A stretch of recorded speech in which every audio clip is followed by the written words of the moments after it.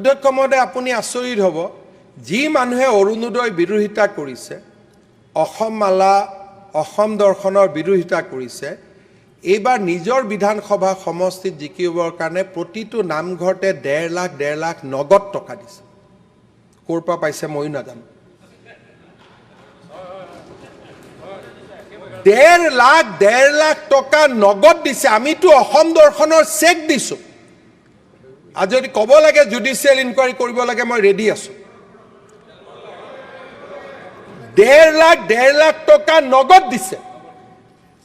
তাৰমানে কোনোবা পুঁজিপতিয়েতো এইটো ব্লক কৰিবই লাগিব বেক কৰিবই লাগিব অসমৰ উন্নতিত বাধা আনিবৰ কাৰণে দিজ আৰ ডিজাইন টকা কোনেও এনে নিদিয়ে টকা কিয় দিছে যাতে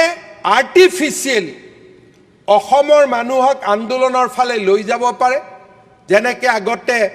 নিউক্লিয়াৰ পাৱাৰ হ'ব দিয়া নাছিলে হাইড্ৰ পাৱাৰ হ'ব দিয়া নাছিলে ভাৰতবৰ্ষখনক পিছুৱাই ৰাখিছিলে দেয়াৰ ইজ এ লবি এই লবিজ বিলাকে পইচা নিদিলে এজন স্যান্ডেল পিন্ধা বিধায়কে নামঘৰত দিব 1.5 লাখ টকা ক'ত পায় আপুনি মোক কওক অধ্যক্ষ মহোদয় কেছ পইচা অধ্যক্ষ মহোদয়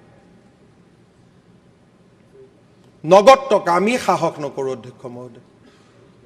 25 বছৰ বিধায়ক হৈ থকাৰ পিছত আৰু যদি মই ভুল কৈছো আমাৰ কেইবাজনো